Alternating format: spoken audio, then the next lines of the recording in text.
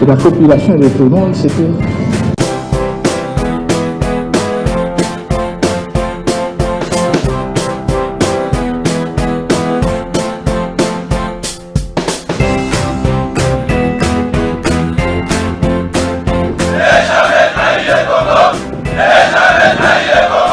La RDC est une et indivisible. de la population et de tout le monde, c'est qu'il faut tout arrêter pour faire face à cette situation. Et que nous ferons de cette terre richement bénie un réel havre de paix, de prospérité et de progrès social.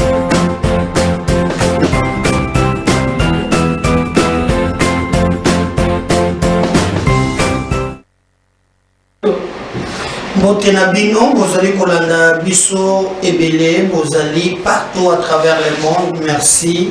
Na bande konyonso bazali ko aider biso ko te tokomela bino na banda ko tokobeta lisolo. Merci na bande ko bazola biso na prison centrale ya Makala. Nani papa ministre, nani papa Constant Mutamba. Nazo comprendre te. Apparemment batongo pe longola ki le bilan non c'est la maquipé. Bazala ki belé mais nous apprenons que ba malade so ba avion 7 de Moura Bengingao ya yepe bakangaki soki pour l'ordinateur atekelaki na kati c'est que bakonzi ya prison na ba magistrat nde l'histoire na pe eliangulu to ndenge nini parce que bakisinga même que même mituka oyo vepe mabundaki nango po batia makambo ya mbouteillage bapesa ngo mboka basele koyisa moto na mai donc ndezo kangaka ba moto black te objectif voulu par le gouvernement et ça moussous tokobeta masolo wana mokolo ya lelo ngai na bino. Alors merci na bande ko bazali ko partager lien pe bozali ko s'abonner massivement na YouTube na moni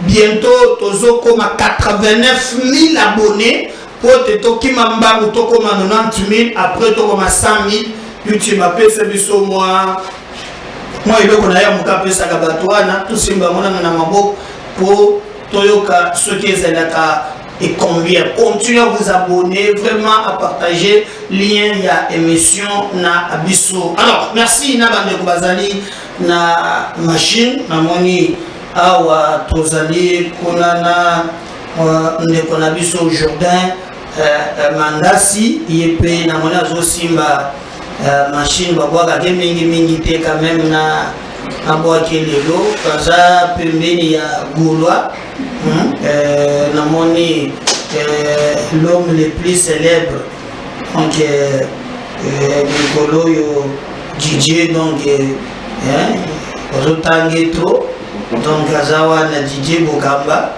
donc Roger Boya yepa azali wana point équipe zo grand complet donc là Azali Pewana et monaki kuna na banquette côté ya la finale Kingabo pe za représenté bana Kingabo banalité Esther Mokete azali pe en place. Merci na bande ko nyonso ba azali ko assister biso potebo landa biso ces médias ezali tout un projet pona ko tombola mboka na abiso.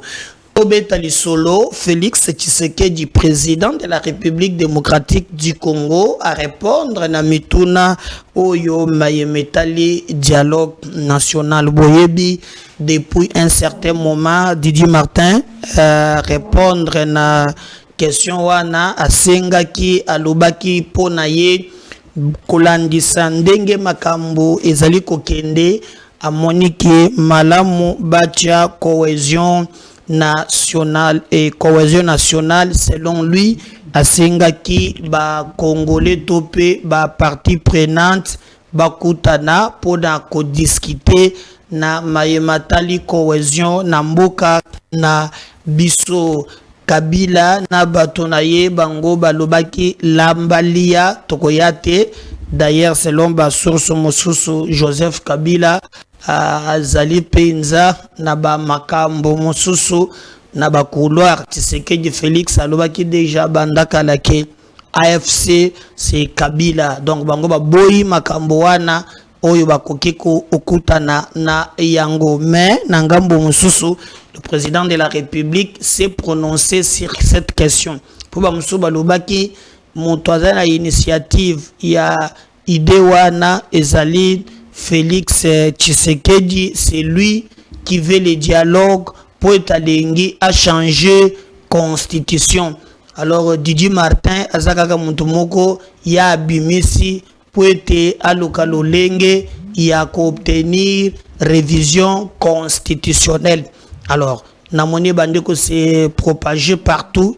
Est-ce que Félix Tshisekedi Montouatindi Martin d'ailleurs biso parti na biso Congo en avant to sala ki déclaration en kolobake iyo tozali d'accord na cohésion nationale et tokolinga ke ba Congolais ba se retrouver autour d'une table ba discuter na ba question majeure oyo ezali ko talamboka pe babongisa lobby ya ba Congolais. Mais si le président de la République a lobby bongo, en tout cas Bokolanda a tikali ko fermer porte té. Donc il y a ouvert pour na ko engager débat ou discussion. Alors selon Félix Tshisekedi, bakoke ko tenir dialogue politique, ce qui crise politique ezali. Alors le président a dit ndenge ya taleli mboka tali likolo atali nase a moni en réalité crise exatique, crise politique ezali ata mukete. Alors pourquoi bakende kosala dialogue? Il a vraiment fixé l'opinion. Mais mutuna ezalaki est-ce que yende moto azali sima ya likanisiwana? Est-ce que c'est que Martin Fayulu a sali ye azali simana yango? Donc débat vraiment ezali relancé dans un sens ou dans une autre, mais ba Congolais balingi ba yeba ekwa wapi batu la plupart ba lobby objectif d'ailleurs Mozito Fumumpa président ya Nouvel Élan accueilli par les dos de la cuillère à lobby ce qui dialogue bolobi ke kozala tonjimi ke ezala mais dialogue wana ekozala kaka na sujet moko ko changer constitution. Donc bokende te na makambo mibale bokende te na makambo misato, objectif ya dialogue ezali changement ya constitution. Lui n'a pas parlé de la modification parce que ezali likambo pe tokobeta li solo na émission ya mukolo ya lelo. Mais le président Tshisekedi en tout cas y a salut mise au point par rapport ya likanisi oyo bato bazali penza kolobela yango. Mais parce que biso télévision na biso tokendaka toujours na bilili na maloba tolingi toyoka président de la République démocratique du Congo ayebisa biso est-ce que initiative oyo Martin Fayulu azanango bato mususu pe même ngai personnellement nazali ko soutenir idée ya bato basala dialogue. Mais est-ce que fatigue vraiment moto azali ko zala simade initiative wana? Je pense que non. On va suivre d'abord le président de la République oya lobby à propos et nous allons revenir pour continuer avec notre émission. Je ne suis pas à l'origine d'une telle initiative, car pour moi, le pays n'est pas en crise politique pour chercher à tenir encore des dialogues qui vont aboutir sur des arrangements, qui vont encore mettre le pays entre parenthèses. Nous ne voyons vraiment pas ni la nécessité ni l'urgence, mais moi, comme toujours, et avec tous mes compatriotes, j'ai toujours eu les bras tendus, les bras ouverts pour parler avec quiconque le voudrait. Donc ici, je voudrais vous informer que ce débat ne concerne ni ma personne, ni la famille politique qui est la nôtre. Donc il n'y a pas une telle initiative qui soit en chantier quelque part. Donc ceux qui parlent du dialogue, bon, ils parlent peut-être de leur volonté à vouloir parler avec nous. Et là, je le dis, la disponibilité est là. Tout compatriote congolais a droit au débat, a droit au chapitre, a droit au dialogue avec même le chef de l'État s'il le désire. mais évidemment en tenant compte du respect de nos lois, du respect de la bienséance et ne pas venir avec des menaces ou des vociférations pensant pouvoir intimider. Je ne suis pas à l'origine d'une telle initiative, car pour moi, le pays n'est pas en crise politique pour chercher à tenir encore des dialogues qui vont aboutir sur des arrangements qui vont encore mettre le pays entre parenthèses. Nous ne voyons vraiment pas ni la nécessité ni l'urgence, mais moi, comme toujours, et avec tous mes compatriotes, j'ai toujours eu les bras tendus, les bras ouverts pour parler avec quiconque le voudrait. Donc ici, je voudrais vous informer que ce débat ne concerne ni ma personne, ni la famille politique qui est la nôtre. Donc il n'y a pas une telle initiative qui soit en chantier quelque part. Donc ceux qui parlent du dialogue, bon, ils parlent peut-être de leur volonté à vouloir parler avec nous. Et là, je le dis, la disponibilité est là. Tout compatriote congolais a droit au débat, a droit au chapitre, a droit au dialogue avec même le chef de l'État s'il le désire. Mais évidemment, en tenant compte du respect de nos lois, du respect de la bienséance et ne pas venir avec des menaces ou des vociférations pensant pouvoir intimider.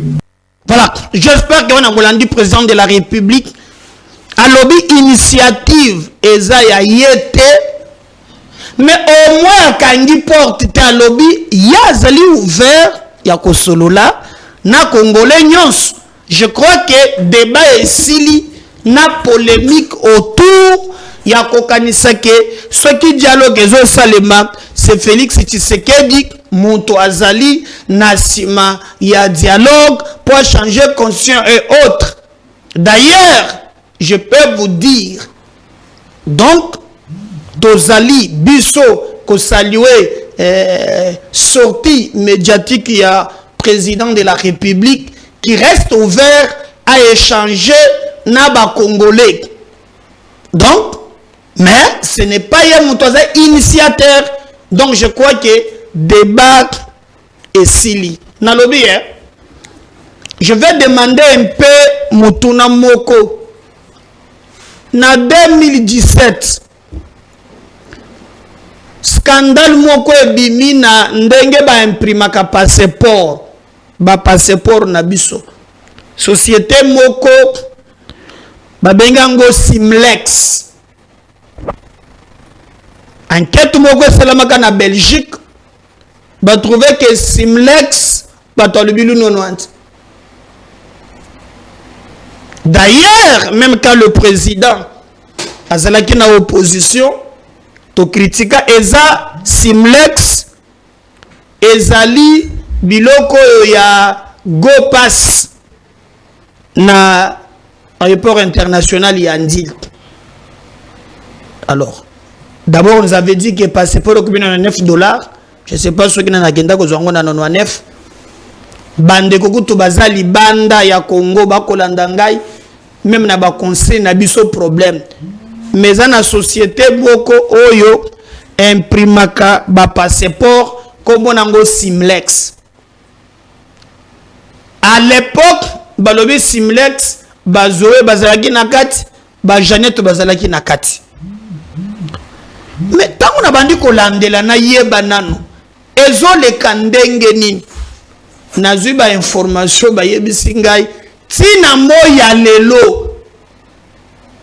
Malgré Fatia nos passeports ezakaka Simlex one. Oh. Et les enquêtes balobi millions na ba milliards ya dollars ezo kindaka. Siko banani bazolia yango. Bino na mboka bozali bozoka passeport na pété non. D'ailleurs, Christophe Lutundula ngana kenda ki na nazwa passeport ko renouveler na pesa babi non bon ça va yo zela ya Christophe Lutundula aya peso ngona 99. Comment Simlex azo continuer ko imprimer ba passeport ti lelo e bongo nani asasima wana ba répondre kate c'est que ça biloko mususu bato lelo bazo se soucier na bilan ya présidenté. Il y a des gens qui se font des milliards parce que biloko to décrit qui yango nezo seulement lelo. Je pose la question, n'est-ce la réponse? Qui continue à imprimer le passeport? Bissotangu dans la opposition, on a décrié Simlex. Mais le lot ndeye kakamuntozo continue à imprimer. Nakanga parenthèse bien BTP ya aéroport. Go pass. C'est pays na lingango pona lengi nango. Tant tozala ki na position to telemettre le mbongo wana. Ezoko taka na poche ba individu ezo salate. Ce que les ezoko taka poche individu nani. Qu'est-ce que go pass à salak? Nana za ko na vie kinke. Mulingana na yo kina ni déjà mulingana yo avia tundo alobi ke ba changer constitution. Yo ko lo ba dio ko tutomboka kama be. Mboka moko na mona mtu na deux partis politiques Congo ya mystique parti moko peya parti pour l'action ya mibali Kabila désir mtu moko président ya deux partis siko na moni moninga na ya lobi keo ndeza wana sengeli ba changer constitution pere na lobi te mais go pass connaissant ndengeni tout le monde en opposition qui mbongo ya go pass chaque année za ba milliards ezoko na poche ba individu nana zo produire passeport le Simlex nana za simanaye e mbongo ya go pass ezali pe ko kende wapi bo sala solo po peuple azali kotala bino to ko beta li solo bande ko ngai comme to biso na introduction. Au moment que le débat politique est allé au Salema, mais Banguna ya Congo baza ebele. Na yo ki bloc ya opposition ezo Salema.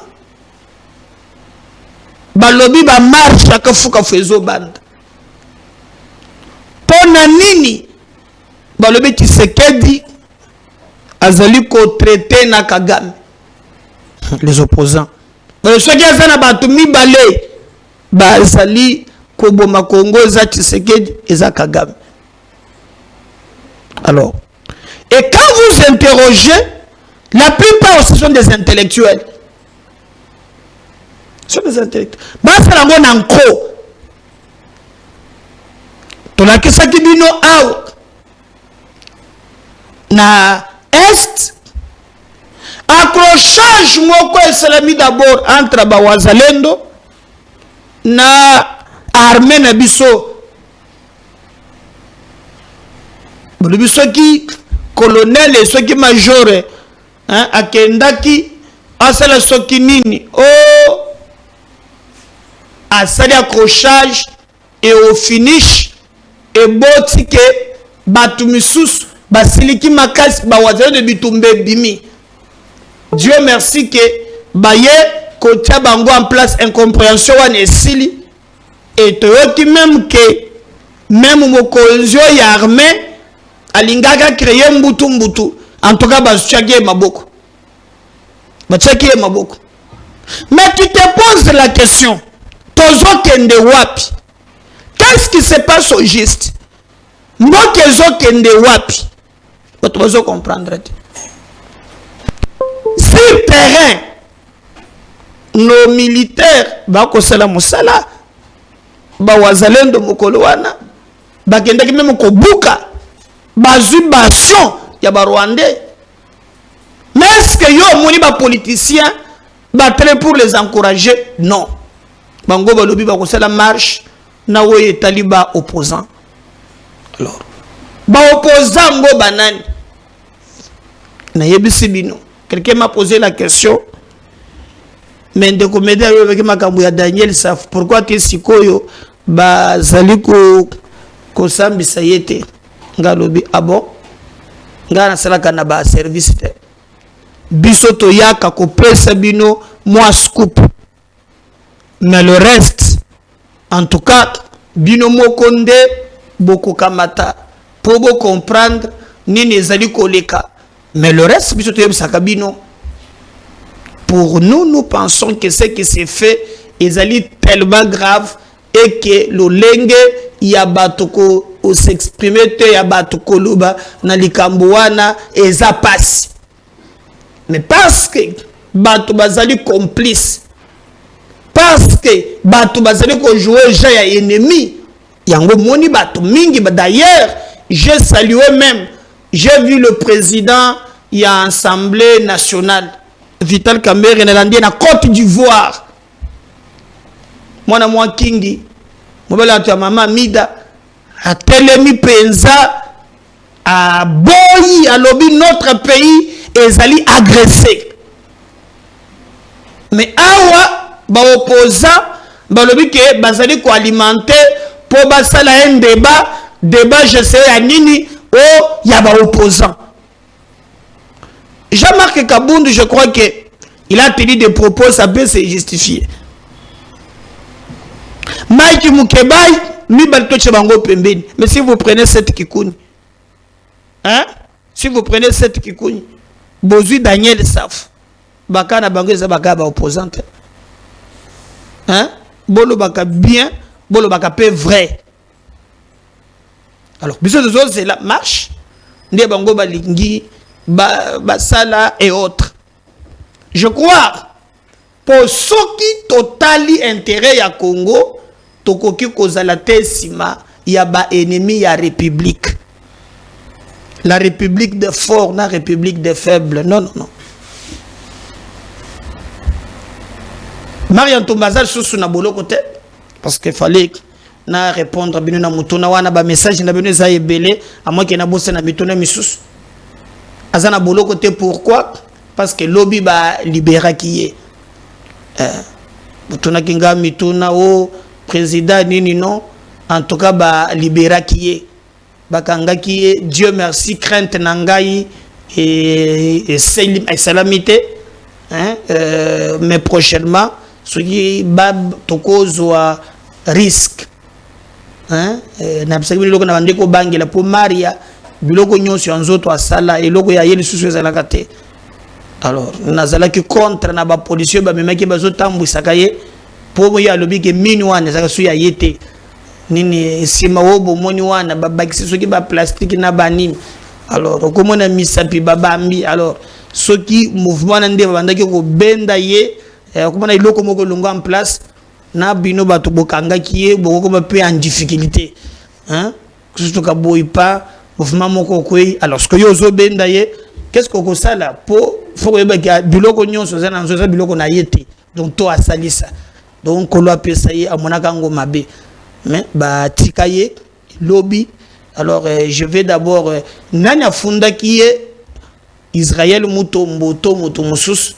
Je crois que si je parle le même langage na gaulois akoloka Israël mutombo pepe ba bengisa qui est na parquet baloba ki na ye aya koloba soki nani a porté plainte pour parler de lui et de l'autre.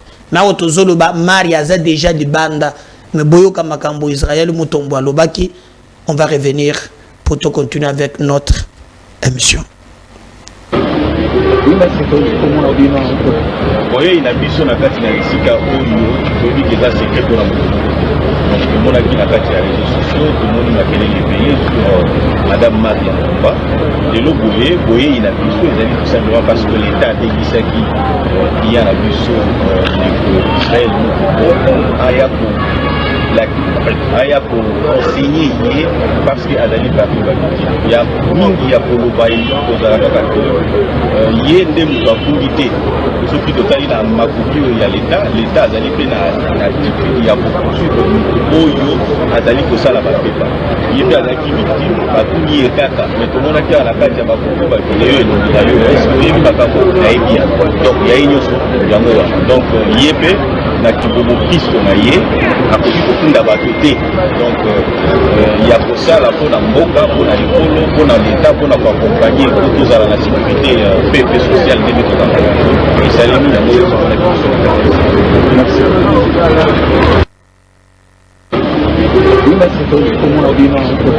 boyei na biso na kati na esika oyo toyebi eza secret mpona moto donc tomonaki na kati ya réseaux sociaux tomoni makelele ebele sur madame Maria Nkumba lelo boyei na biso ezali tout simplement parce que l'état atekisaki iya na biso ndeko Israël moko aya pour enseigner ye parce que azali partout il y a mingi ya koloba kozala kaka to ye nde moto afungi te soki totali na makoki oyo ya leta azali mpe na attitude ya kosuivre oyo azali kosala bapepa ye mpe azalaki victime bakungi ye kaka mais tomonaki na kati ya bakoki bakele oyo elongi na yo eske oyebi makambo nayebi ya donc yaye nyonso yango wana donc ye mpe na kibobo pisto na ye akoki kofunda bato te donc ya kosala mpona mboka mpona likolo mpona leta mpona koakompagne po tozala na sécurité pepe sociale nde tozala esalemi yango ezomonaki voilà, j'espère que Bolandi donc bolongola équivoque ndenge to yebisaki bino. Le problème maintenant reste na lolenge ezali koya, mais nous avons appris bato balingi ba tribaliser yango. Je crois que débat est sili parce que Maria Yemoko en tout cas abimi, mais les contenus oyo ba sinise ye ndenge to lobi en tout cas etali biso te, mais au moins na monaki mutu nanga moko azolo ka pe succès nani docteur Evan Ilunga yoza docteur kumia foka mokolo nini oh naza pena matine na changu na yeko libéré ah mbogo yo pardon baji. Donc docteur bongwana ke nano avocat yalobaki Maria kosenga pardon te et autres, mais Dieu merci que cette histoire est allée clos. Mais les leçons qu'on a tirées est allée bakangi Maria, bakangi Denise. Pour le du choix, ce que a mobile naya bengane nango, je sais pas, mais la Denise Mukendi. Alors nde bakangi bango, selon les informations tozi, bango nyonso toyoki ata mutu moko ta réclamer pour na bango au nom d'appartenance tribal. Alors, Jacques Ndala tozozela to fixé na moni Kofi Olomide akie kotala ye, donc ye mutu akie kotala Kofi na moni na tonga wa Jacques Ndala na Kofi Olomide, je sais pas isaka na système wana ya dilatation mettre lobaki ya simwana to nini mususu, mais en tout cas bazalaki na Kofi Olomide. Il est grand temps maintenant que confrontation et salema makambope et zala très bien. Bantu mingi bazoli maintenant que plainte est confirmée. Moto côté la moto azate l'heure de la vérité il faut sonner moko na moko apé sa vérité pour peuple azali kozela yango. Na koki ko silisate sans ko sala clin d'œil na ba étudiant ya inikin bazo lelana ba autorité. Gisaro ministre infrastructure oyo na yebite ce que simbela fachinino poyo penza lubilu 90 ministre moko penza oyo banda premier mandat gazaka d'accord na yete me facha zongi sagaye kaka na yebakate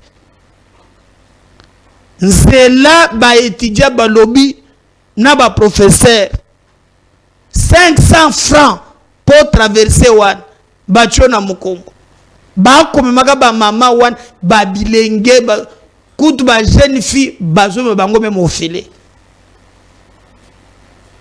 koleka ya komi na mukongo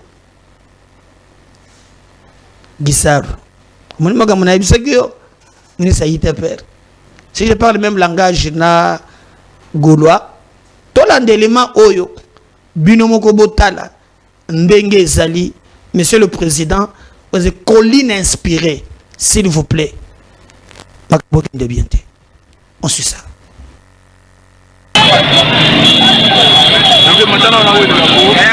Pardonnant journaliste, on a ça le gognos. Comprendre là, pardon.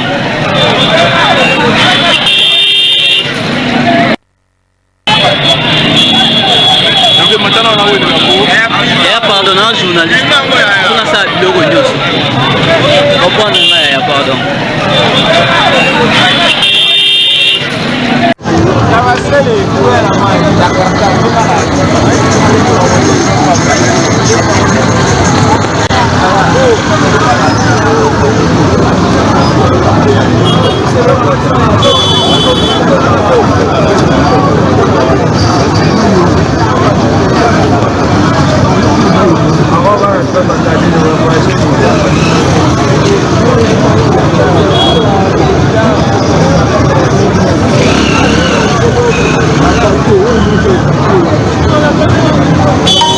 Merci. Je crois que Kota la paix va réagir. Vous s'abonner massivement à la chaîne Nabiso, vous partagez le lien, surtout vous sala Autolobby, vous appelez na Facebook. Merci. Bye.